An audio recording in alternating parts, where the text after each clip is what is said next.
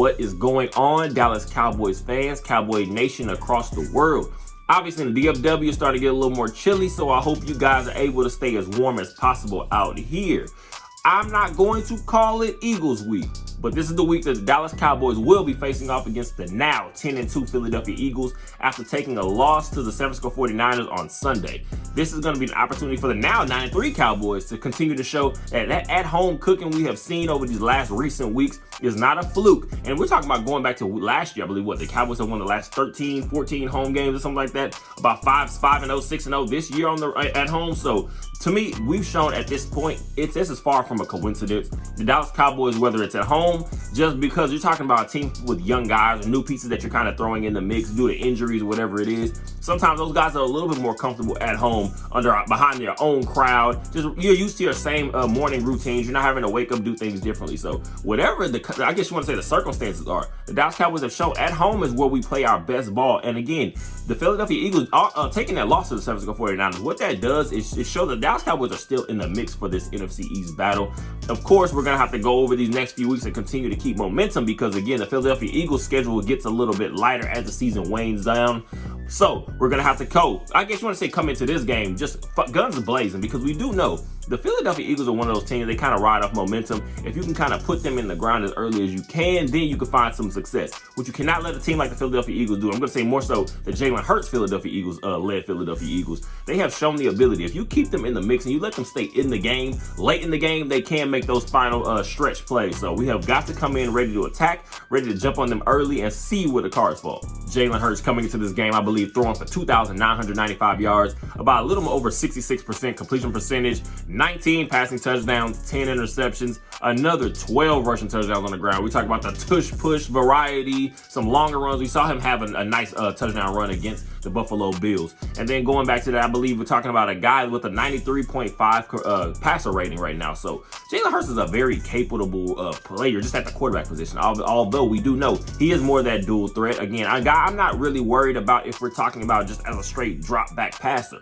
The problem you see with Jalen Hurts more times than not, when you allow him the opportunity to get outside the pocket, because we saw it many times. What the San Francisco 49ers did real well, and I said I had a few issues with the Dallas Cowboys front seven. I'm going to say this pass rush variety, the stunts that we use, all that. Sometimes it feels like we easily lose containment, and that's where you see players get into trouble. Again, chasing around a guy like Jalen Hurts. We saw the San Francisco 49ers. To me, I felt like a lot of their capabilities and a lot of their just productivity in that game against the Eagles was the fact that they were able to keep that pocket sealed in as much as possible and be able to finish plays. Because when you let a guy like Jalen Hurts continue to just sit there and just get find his receivers, play pitch and catch. We see when they have guys like A.J. Brown, obviously over 1,100 yards, I believe, about 83 catches, something like that, I believe, in this season. Obviously, we know Devontae Smith over 800 yards receiving already, also 6 touchdowns.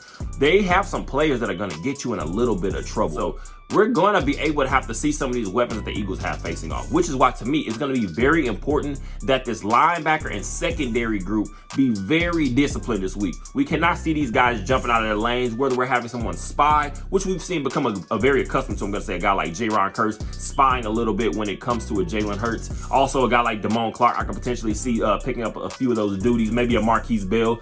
Although, because we do know that the Philadelphia Eagles were able yesterday, I believe it was, agreed to a one-year deal with former All-Pro linebacker for the Colts, Shaq Leonard. So they're going to get stronger again on that side of the ball. Now, again, Shaq Leonard, he's still not that All-Pro, Pro Bowl level type player. But again, like I said, I wanted the Dallas Cowboys to add in a guy like that potentially, because we do know if anything, he's going to bring just that veteran, I'd say mentor type leadership, a guy that can still make some plays here and there as well. So the Dallas Cowboys are going to have some things that we're going to focus in on. But again, our linebackers, to me, and secondary are going to be the key contributors to if Dallas Cowboys been able to pull out a win.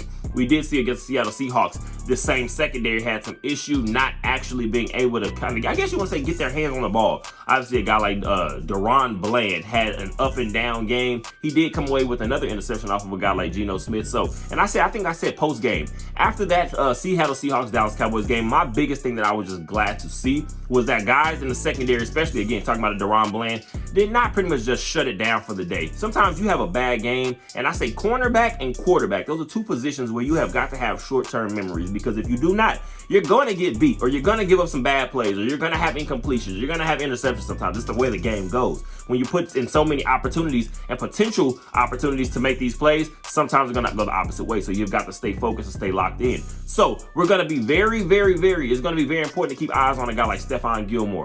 Also, a guy like Quez Watkins can make some noise here and there. We're talking about, obviously, if you're playing against the Philadelphia Eagles. So guys like Jordan Lewis are going to have to stay very in tune again, because Jalen Hurts does love to live off of those. I'm talking about just the broken down plays sometimes. And we do know when you have playmakers down the field, A.J. Brown, Devontae Smith, they can take some of those easy breaks and turn them into touchdowns. So stay focused, stay disciplined, stay locked in. But again, the secondary and linebackers group is going to be very important, as well as the pass rush. Just being able to contain that pocket and keep Jalen Hurts in as much as possible, but also when the plays finally get there, finish. Also, another guy that the Dallas Cowboys are going to have to be very aware of, DeAndre Swift, running back for the Eagles. I believe 167 carries, I believe 783 yards, another 6 rushing touchdowns on the ground.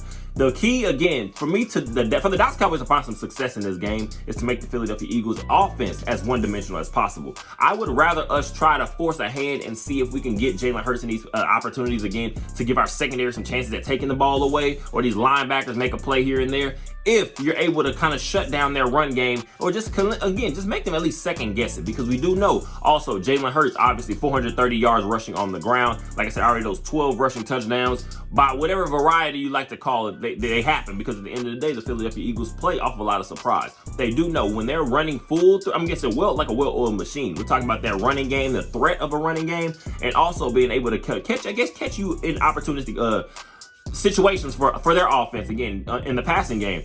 That is when the Philadelphia Eagles are the most dangerous, because they are very dual threat, and you have got to be aware of multiple things at one time. And we do know, especially offenses, they want to keep defenses on their heels. And the Dallas Cowboys, we have shown the ability sometimes to lose some of that discipline. So this is not one of those weeks to do it. You're now going to be facing off against better teams now. So like I said, some of these mistakes that we have gotten away with a little bit, this is not going to be the week for that to happen, because again, the Dallas Cowboys are finding themselves now in the perfect situation to be able to take some control back of this NFC East battle, and again, just at least make the Philadelphia Eagles sweat in the last few weeks, because we do know, again, any given Sunday, as the games go on, you have got to play them. They're not played on paper, so go out there and show that you have the ability to make some plays against a really good team. Like I said, not even a good team, a very good team in the Philadelphia Eagles, and then you're going to be able to see where the cards fall, like I said, because again, we do know all eyes are on the Dallas Cowboys right now, and this is the perfect opportunity to show that we're for real.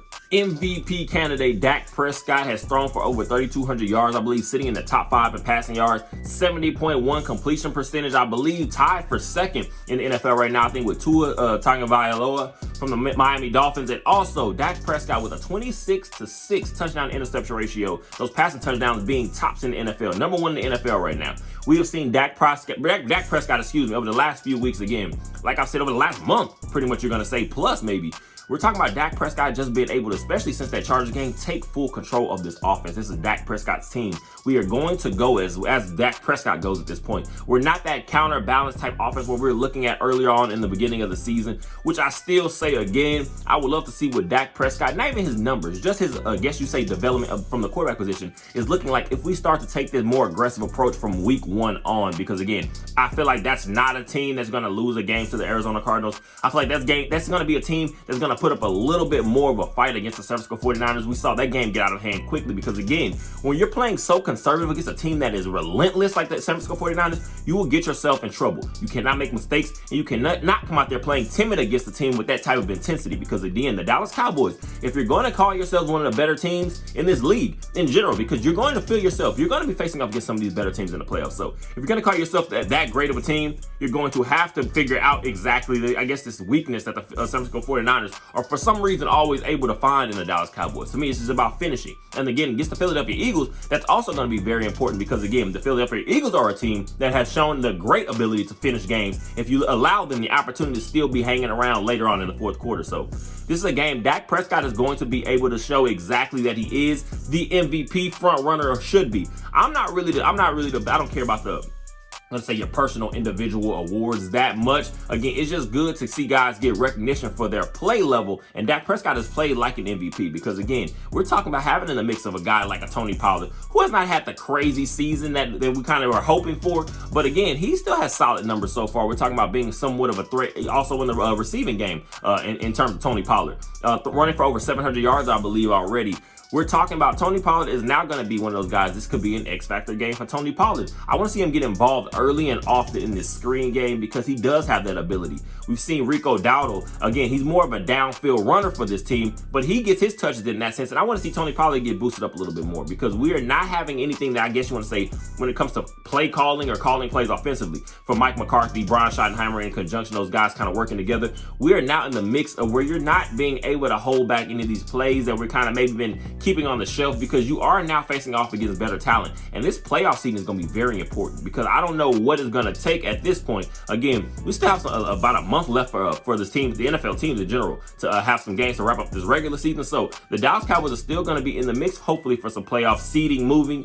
I guess you want to say moving or arrangement around, because we're going to see the Dallas Cowboys. If we are able to get a home game or anything of that sort, this is a dangerous team. This is not a team I think anybody in the league wants to face off against. Again, you could say San Francisco 49ers have had our number, obviously, but again, I think they're aware of the Dallas Cowboys. I'm not saying they're worried about us because, again, they had so much recent success. I feel like they're aware of us. The Philadelphia Eagles, I feel like they're aware of the Dallas Cowboys. So you have got to come in here and just stamp yourself and show we are one of those teams because, again, if you're going to talk about just aggressiveness and the fear, the danger, the Dallas Cowboys offense, the way we're rolling right now, I feel like teams across the entire NFL are starting to take notice. CeeDee Lamb with 90 catches on the season, 1,182 receiving yards, and 7 total touchdowns. I believe the receiving yards are second in the entire NFL. The touchdown receptions, top 5, tied for top 5, I think, in touchdown receptions, and in just catches overall, 90. I believe he's in third place right now in the NFL. So CeeDee Lamb across the board is one of those guys. He's a special type talent because we do know when you're having guys like Brandon Cooks now more involved in this offense, Jake Ferguson, who we've seen just be, again, more national acclaim over these last couple weeks, just what he's done. Again, we saw the game he had against the Seattle Seahawks, just that intensity, that fire that a guy like Jake Ferguson plays with. I love guys like that on my team because what they do is very contagious. If you have anybody that just have a spark of intensity in themselves, is going to kind of, I guess, become contagious for the entire team. And we do see Dak Prescott has been more vocal. He's always been that vocal leader, but to me, it's unapologetically vocal this season. Again, a guy that knows everything and going into year 8, obviously, all eyes are on Dak Prescott. What exactly is he going to be for the Dallas Cowboys? Is he the franchise guy for the future? Is he a guy that we can kind of, I guess, hitch our cart to for the next, I guess you want to say, foreseeable future? Obviously, now Dak Prescott, we're hearing about talks. Maybe Dak Prescott and Dallas Cowboys are going to be looking to an extension when this offseason approaches. And again, I don't want to think about that now, but again, this is a guy though playing at the ability and showing the ability and playing at the level that he has. Dak Prescott is going to do nothing but improve. And we're talking about just more so, it might not even be the skill set. We're talking what Dak Prescott is going to get better in, I'm going to say personally, going into seasons after this. Again, health-wise always included. You're going to be able to see Dak Prescott just become that cerebral type player because he does know that he has the ability to play quarterback at a high level in this league. What it's going to come down to is the mental aspect. It's going to be continuing to just continue, and I guess want to continue to control, an entire offense week in, week out, because where that comes to the line, and we're talking about line of call, just calling your blocking adjustments, where they're calling time of switching out of plays. We've seen Dak Prescott just get much better at that over the last few weeks. And Aaron Rodgers himself says, again, recently in a recent interview, Aaron Rodgers just loves the way that Dak Prescott is playing the quarterback position. That doesn't mean statistically, because again, some guys, and we're not calling any names, some guys have just so many talented players around them. You could kind of dump it off for a short pass and find yourself in the end zone a 70, 80-yard play anyway. So, but we're talking about a guy who comes up there when it comes to checking the line of scrimmage. We're calling out disguises. Dak Prescott is taking full control. And to me, if you're going to be able to get guys like CeeDee Lamb involved, again, just speaking of the talent level that he's shown and ability to be that number one, now back-to-back seasons, just continue to get guys like Brandon Cooks, again, Jake Ferguson, what he's shown, just that ability that he has and that intensity. We're going to continue to get better. I want to still see guys like Jalen Tolbert get a few more opportunities. Kevontae Turpin, to me, we saw him have a nice couple catches against the Seahawks. Talking about Kevontae Turpin. So you're going to be able to get guys like that more involved in this passing game. And to me, I'm also going to say real quick, Luke Schoonmaker, he has not done anything flashy, but what he does show is that ability to be that second tight end that can kind of stretch the field a little bit, working the seams. So Dak Prescott, again, we're in a space where Dallas Cowboys fans in general should be very happy about where we are. Of course, we do know the playoffs is where I guess you want to say your real expectations come from, because again, we have not shown the ability to, I guess you want to take that next step, that leap. But Mike McCarthy is, let's be clear, he has this team in position just to be one of those better teams as the season ends. And we all know that's what's most important, playing the best at the end of the season and going to the playoffs. Because again, you cannot sit here and just get yourself all wrapped up in early season struggles or mistakes, because one thing is for sure, once you do that, you start to lose focus of the entire marathon. So Cowboys fans, we should be very good about where this offense is in general, where this team is. Hopefully we can lock some things in more defensively, and we should be in a good space. Really quick again, do not get caught up in the stats. We're talking about a guy like Micah Parsons last game. It was very quiet in the sense of what he was doing per se, because again, I feel like we saw many times early on in the game, Geno Smith was kind of throwing off a prayer early on in that game until things got rolling. Our pass rush was getting there. We weren't finishing the plays, and again, sometimes our secondary was becoming so leaky quick enough that Geno Smith was still able to get the ball out to the playmakers like DK Metcalf, which we saw had a big game against us last week. To me, we're going to have to be able to stay focused, stay locked in. We, of course, obviously, we don't have that second guy with the gaudy sack numbers or anything. Micah Parsons leading the team with 11.5 sacks right now. Dorrance Armstrong, I believe, is second on the team with 5 sacks. So again, we don't have that guy that's kind of making these crazy plays opposite to a guy like Micah Parsons. So what we're going to count on more so is just team tackling and team just, again, you want to be able to say, we're talking about team coordination. We're obviously talking about when these stunts, guys are going to have to stay in their lanes, the guys are going to have to do their job, and hopefully that'll open some things up. DeMarcus Lawrence is still a very capable player in this league. We're seeing guys be used a little bit more, whether it's your Sam Williams, whether it's your Chauncey Golston at certain points.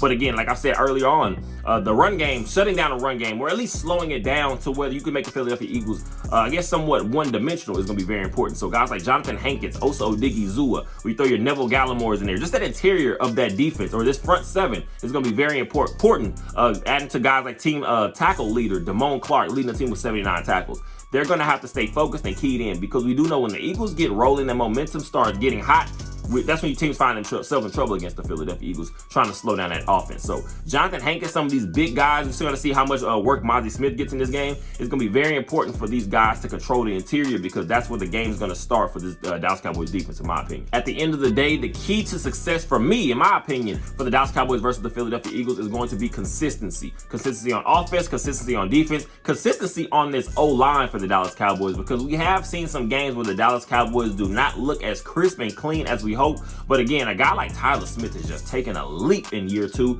I'm excited to see his continued trajectory, to see how high it can actually go. Tyron Smith, this schedule we have him on, resting him throughout the week somewhat in terms of practice, just keeping him healthy for these games. And Tyron Smith is starting to look, I guess you want to say, not closer to the old Tyrus. We're talking about all pro level, but still a very, very, very good NFL tackle. Also, Terrence Steele, hopefully starting to get his legs under him a little bit. We've seen some struggles from him. Again, we're talking about a guy coming off an ACL injury. Sometimes that can take a little time to work yourself back in the mix. We do know with Zach Martin, that veteran leadership he is for this Dallas Cowboys, this team in general. Tyler Biadasz, again, we're going to be all along across the board. It's going to be about consistency. Consistency on offense, like I said, and going back to defense, just consistency from this, I guess you want to say this interior. Jonathan Hankins, Mozzie Smith, these guys staying disciplined and not falling into any of the Eagles' traps that their offensive line. We're talking about a very good offensive line the Philadelphia Eagles have. You're going to have to stay focused, focused on attention to detail. That's the name of the game. Deron Bland, the interception leader in the NFL, 8. Obviously, we do know having the pick 6 record, all-time NFL pick 6 record. Going back to Deron Bland again, you're going to have to be able to stay ready, because you do know the Eagles, if they've shown anything, they have come at a guy like Deron Bland over the last, especially go back to the last matchup against the Philadelphia Eagles in Philadelphia. Devontae Smith, back of the end zone, touchdown catch, perfectly placed ball by Jalen Hurts. So Deron Bland is now going to know that he put a little bit of bad film on tape last week, and the rest of the league is obviously going to be paying attention. They're going to find their spots to kind of pick on him when they can. Stephon Gilmore, we do know, if anything, we'll find some times we're going to have to keep a safety on the top, because I feel like Devontae Smith will also try to give him some trouble downfield, and AJ Brown at certain points. So you're going to have to stay ready as the Dallas Cowboys. Like I said, consistency is going to be the name of this game to lead to success. And if we can do that, the Dallas Cowboys can tie this thing up. We're talking about with a 10-3 record potentially at the end of this next game, at the end of the next upcoming week. So Dallas Cowboys, stay focused, stay ready, because the Buffalo Bills are next on your schedule. Go in here, take care of business against the Philadelphia Eagles, and show that this is your division to win. As always, I appreciate you guys for all the support, likes, comments, sharing, all that good stuff. It is amazing. We are almost at the first 500 subscribers. I appreciate you guys just for wanting to hear my opinions. And I guess, as always, like I say, I want to hear you guys' thoughts and opinions as well, because again, they are very, very valuable to me and just the channel overall. As always, I appreciate you guys. And once again, go Cowboys.